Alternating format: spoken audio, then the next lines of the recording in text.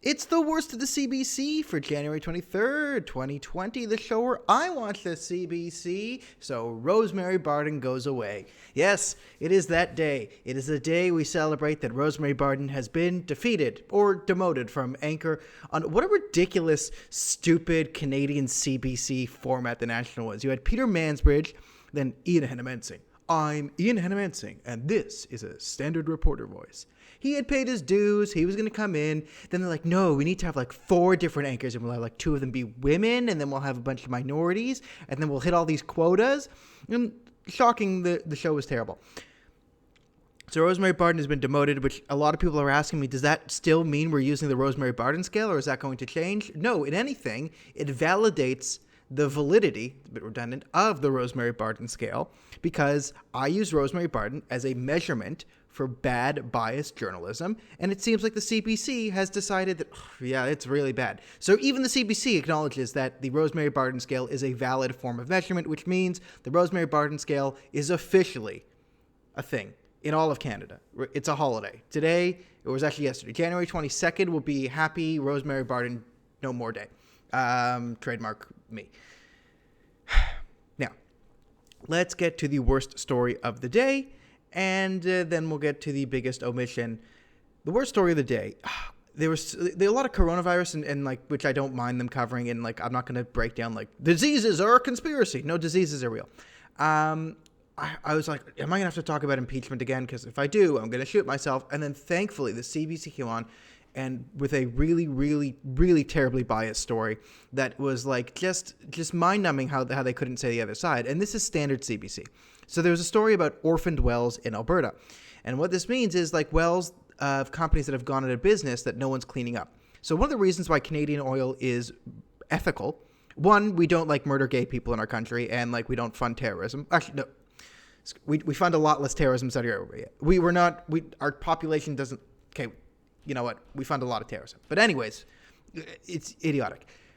One of the reasons why oil is more ethical is it's a lot cleaner because oil companies, after they use a well or whatever, they have to pay to clean it up, and they do. However, with all the anti-oil and anti-resource policies put forth by Rachel Notley's government and Justin Trudeau's government in tandem, oil companies have started to leave Canada and go out of business. So when they go out of business, they leave behind oil wells that aren't going to be cleaned up.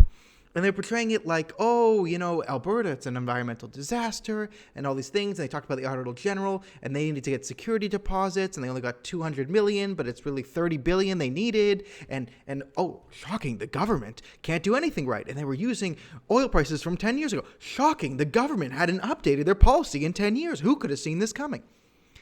But anyway, they failed to mention the obvious thing that you mean to tell me that if you have a policy on something as important as energy, and it's not based off data, but just off of feelings and emotions and this nebulous green attitude, that there could possibly be consequences to the environment?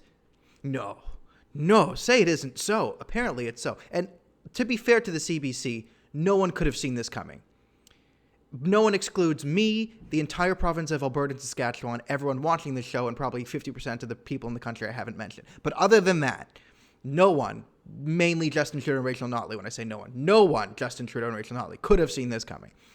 So it shows you that the environmentalist movement doesn't give a flying whatever about the environment. Doesn't care. Just wants to sound good. Green is clean and conservatives are mean. That's all it's about.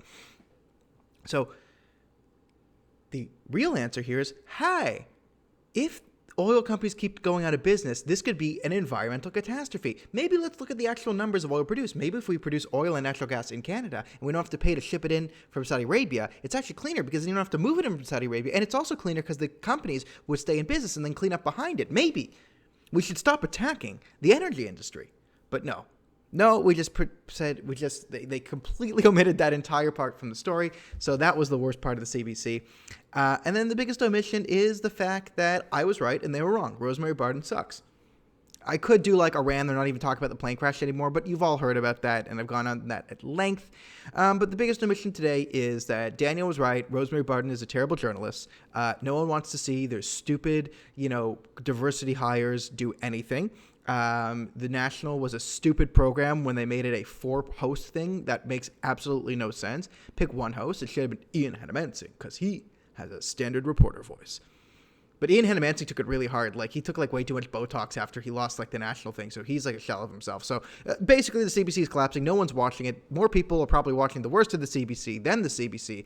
And I just want to... They did omit the fact that after watching almost... I really start to feel it today. An hour of the CBC today... It really started to just wear on me. So what does it get on the Rosemary Barton scale? It gets a 1 today. Why? Because they just got rid of Rosemary Barton, and that's like an automatic pass. So because Rosemary Barton has been deported from the role of anchor, I know I should say demoted, but I like deported. It's a funnier word. Because she's been deported, they're going to get a 1 for January 23rd. So if they keep firing and deporting, if they legitimately deport Rosemary Barton, then I would say the CBC would be real news and everyone should watch it because that would be hilarious. So I'll see everyone tomorrow.